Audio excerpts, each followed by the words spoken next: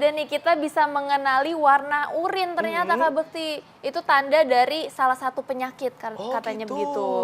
Oke deh, mau tahu. Cepetan yuk, kita lihat yuk. Ini dia.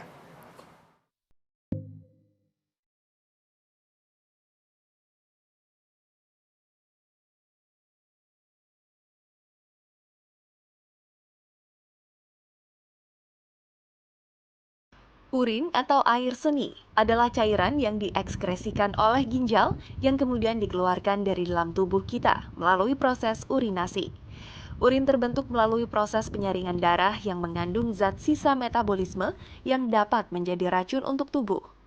Nah, ternyata warna urin dapat berubah-ubah sesuai dengan kondisi tubuh kita. Hal itulah yang membuat warna urin kerap digunakan untuk mendeteksi berbagai jenis penyakit yang ada di dalam tubuh kita. Berikut penjelasannya.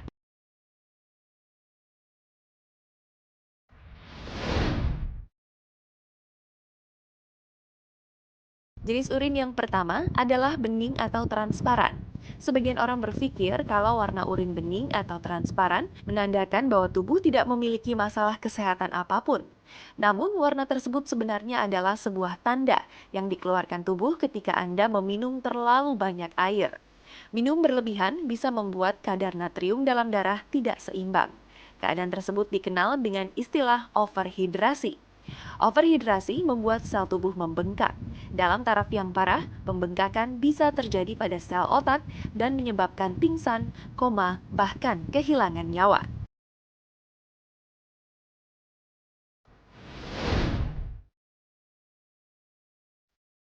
Dehidrasi atau kekurangan cairan menjadi salah satu faktor penyebab urin berubah warna menjadi coklat.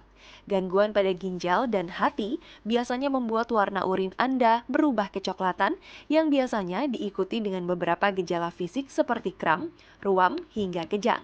Tapi jika urin berwarna coklat dan disertai dengan gumpalan darah, bisa jadi itu adalah pertanda dari sebuah gangguan kesehatan yang sangat serius seperti tumor atau batu ginjal. Jadi sebaiknya Anda segera memeriksakan diri ke rumah sakit terdekat.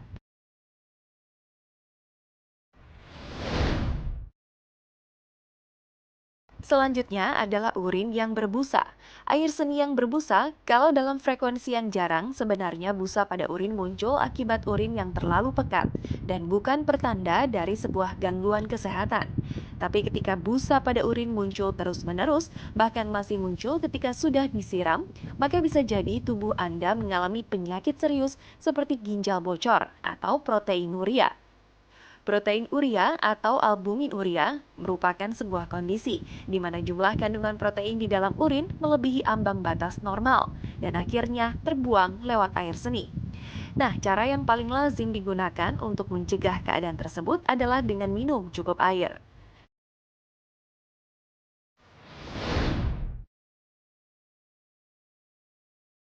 Warna urin terakhir yang terbilang cukup unik adalah warna urin hijau. Beberapa jenis bahan makanan yang berwarna cerah dapat menyebabkan warna urin berubah menjadi hijau. Salah satunya yaitu asparagus. Asparagus merupakan makanan yang biasa diolah menjadi sup lezat. Asparagus mengandung asam asparagusik. Senyawa ini adalah senyawa yang akan terpecah menjadi kelompok senyawa sulfur saat Anda memakannya. Nah, ketika senyawa tersebut masuk ke dalam urin, maka warna urin akan berubah menjadi kuning gelap atau kehijauan. Selain warnanya yang aneh, baunya juga akan lebih menyengat. Selain asparagus, bakteri Pseudomonas juga menjadi salah satu penyebab urin menjadi berwarna kehijauan. Sedangkan urin berwarna biru bisa dipicu akibat reaksi tubuh pada sejumlah obat-obatan. Selain pengaruh obat-obatan, hiperkalsemia jinak familial atau sindrom popok biru yang merupakan sebuah gangguan keturunan langka dapat membuat anak-anak memiliki urin berwarna biru.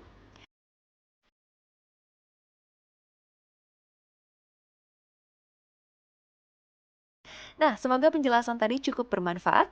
Jadi, mulai dari sekarang, jangan anggap remeh warna urin Anda.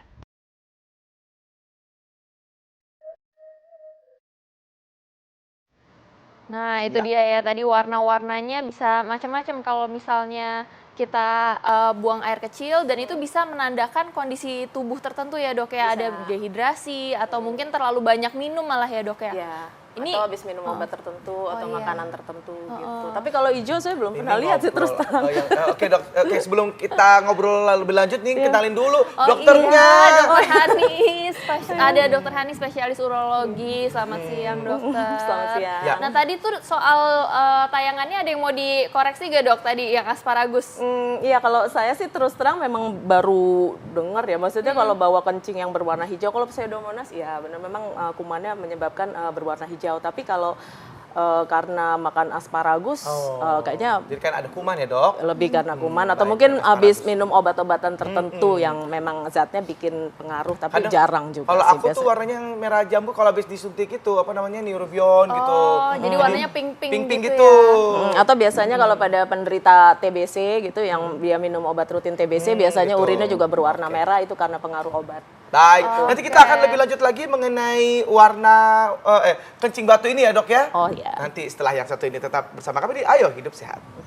Iya, nah sekarang ini kita akan ngomongin seputar kencing batu. Jadi ada fakta dan mitos yang pertama nih dok. Jadi penyakit kencing batu sama dengan penyakit batu ginjal dok. Fakta atau Iya, mitos? fakta. Jadi Oh, fakta. jadi gini, apa namanya istilah kencing batu itu yang digunakan oleh awam. Jadi kalau untuk iya. kata saya pernah kencing keluar batu, jadi istilahnya kencing batu. Padahal sebenarnya batu pada saluran kemih itu tidak hanya di ginjal aja. Jadi saluran kemih itu kan terdiri dari ginjal, lalu saluran ureter, itu saluran yang menghubungkan ginjal dengan kandung kemih. Lalu di kandung kemih sendiri itu sendiri juga mungkin terjadi batu atau di lubang kencing, Itu terutama batunya pada batu pria. apa sih dok? Batunya Pengkristalan maksudnya? jadi biasanya karena kita kurang minum atau mungkin karena sering minum obat atau mungkin gangguan metabolik jadi itu timbul kayak awalnya mungkin kayak pasir-pasir atau itu lama-lama karena tidak diatasi itu akhirnya dia jadi infeksi lama-lama jadi keras gitu loh. Oh. Jadi kekerasannya tuh macam-macam persis kayak batu di jalan kan ada batu bata, batu Iya. kerikil, batu marmer. Nah, batu ginjal pun seperti itu. Ada yang lunak, ada yang keras sekali gitu. Oh, dan beda-beda ya dok ya berarti ya. Iya. Ini ada lagi nih dok, katanya sering nahan pipis nih. Ini yang menyebabkan kencing batu nih dok, fakta atau mitos? Fakta. Jadi salah satu penyebab tertimbulnya batu saluran kemih itu karena sering menahan kencing itu. Jadi mudah terjadi radang kandung kemih ya. Jadi akibat infeksi yang berulang itu lama-lama dia timbul batu. Oke, Baik, berarti Dok. nggak boleh tuh ya nahan-nahan Iya. kencing. Ya paling kalau umpama nih lagi di jalan tol, lagi mudik, lagi macet, umpama kayak gitu diusahakan kalau bisa mampir di rest area untuk pipis. untuk langsung pipis. Jadi kalau ya dikeluarkan mungkin gitu kalau nahannya sampai 3-4 jam nggak apa-apa, tapi kalau sampai seharian benar-benar Oh, ditahan. wah, aduh, itu sakit banget itu dok. Nggak bisa juga dok kayaknya itu dok. Iya. Nah, ini ada yang bilang nih dok, katanya mengatasi kencing batu dengan rutin berhubungan seksual dok. Itu fakta atau mitos dok? Mitos. Mitos. Tapi nggak dilarang sih kalau orang mau berhubungan seksual. Gitu. Iya, iya, betul. Bukan alasannya karena mencegah kencing batu gitu. Oh. Nggak ada hubungannya sih Jadi kayak ada sebenarnya. hubungannya sama sekali. Mungkin kan siapa tahu dari itu bisa jadi lancar dok gitu Oh, kan. gitu. Batunya jadi hilang karena ya itu dok.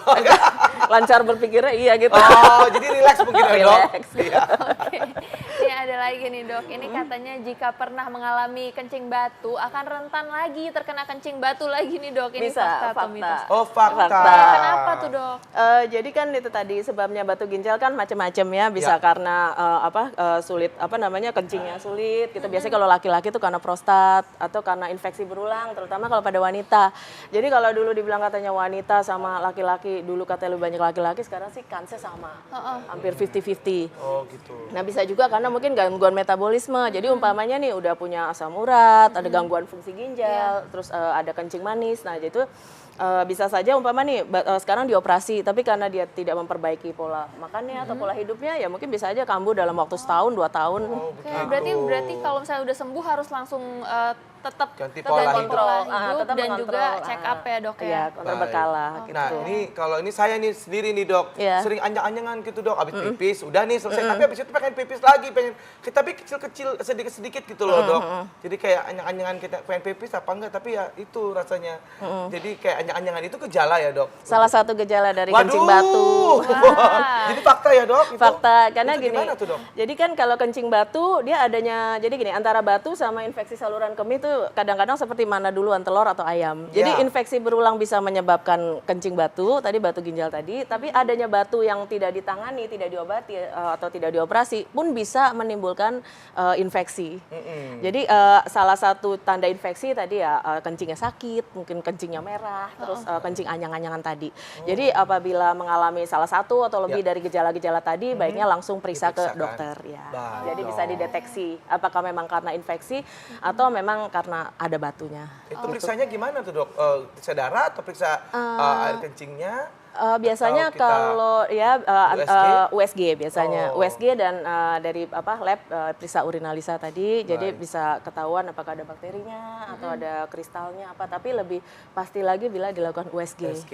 Kalau Baik, USG dok. kelihatan nanti apakah di ginjal ada batu, ada pembengkakan karena sumbatan gitu. Oke, ini dok ada lagi nih, masyarakat biasanya kalau misalnya yang perempuan nih jarang nih dok kalau misalnya apa namanya takut kena kencing batu, biasanya mereka lebih ke takutnya infeksi saluran kencing gitu. Tapi katanya kalau misalnya laki-laki tuh lebih rentan dok kalau kencing batu, itu fakta atau mitos dok?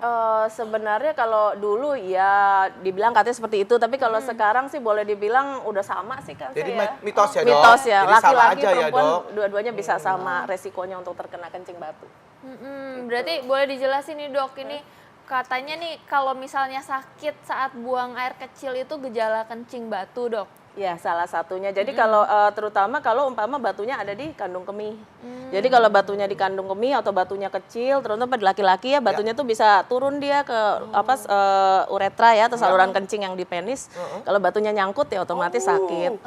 Aduh, itu diapain tuh nanti dok kalau Kalau penyembuhannya dok? turun kayak gitu ya harus diteropong. Kalau batu ya kita teropong. Karena sekarang kan untuk urologi untuk mengatasi kencing batu itu sekarang minimal invasif. Jadi kita pakai teropong operasinya. Kayaknya Jadi ngilu teropong banget tuh diapain tuh, mukanya dok? Kak Bukti. Masukin teropong lewat lubang kencing ya dibius. Wow! Tapi dibius. Dibius. Kalau yang besar sekali ya baru operasi terbuka. Jadi atau dikeker mungkin- gitu ya dok ya? Iya. Lihat gitu ya, Jadi Dok, langsung ya? ketemu batu langsung dihancurin. Oh, langsung Alat dihancurin. penghancurnya ada di teropongnya itu. Oh, harus percaya ada teropong tersebut. Nah, tipsnya nih dok untuk terhindar dari kencing batu dok. Ya tipsnya ya otomatis harus banyak minum. Tapi banyak minum juga banyak minum yang terkontrol. Artinya bukan yang tidak kalau yang- gluk-gluk kosong. Dan pastinya bukan teh manis ya dok ya. Ada menggambar teh Yes, aku lagi ya kena deh. Tadi baru aja tadi pagi aku berantem sama istriku. Ngomongin gara-gara air putih sama teh itu tadi. Aku suka banget teh soalnya dok. Terus akhirnya dok, bagusnya ya air putih. Air putih. Ya tapi tidak dilarang sih teh Ya. gitu. Maksudnya asal jumlahnya Terkontrol ya, Dok, terkontrol ya. gitu. Terus jumlahnya dok? jumlahnya biasanya kalau orang dewasa jangan kurang dari 2 liter sehari 2 liter sehari atau ya. gampangnya ya kalau botol air mineral yang gede itu Ya. ya dua buah botol yang Dua gede buah itu. yang gede itu, Tapi oke. minumnya ya itu tadi jangan sekaligus ya Langsung- sedikit-sedikit. Iya, sedikit-sedikit. Oh, jadi nggak boleh langsung itu aku pernah tuh dok apa namanya terapi air putih dok. Sempet tuh kembung banget tuh jadi kebuka gitu dok. Iya yang ada ini. Terus kalau untuk orang tua ya harus hati-hati karena Iya. kalau terutama yang ada gangguan fungsi ginjal atau gangguan jantung ya sesek dia otomatis kan. Baik. Gitu. Oke Baik, baik, dok. terima Makasih kasih banyak, banyak Dok. dokter Iya, sama-sama, informasinya. dokter. Ya sama-sama. Nah kita nggak terasa nih udah hampir 60 menit menemani pemirsa di rumah dan udah waktunya kami pamit undur diri. Jangan lupa saksikan terus Ayah Hidup Sehat setiap hari Senin sampai Jumat jam 1 sampai jam 2 siang live di TV One. Dan kalau Anda lewati live kali ini, jangan khawatir. Anda bisa saksikan juga di viva.co.id dan juga di TV One Connect. Saya Indra Bekti. Saya Dr. Sheila Salsabila, Indonesia, Ayo hidup sehat.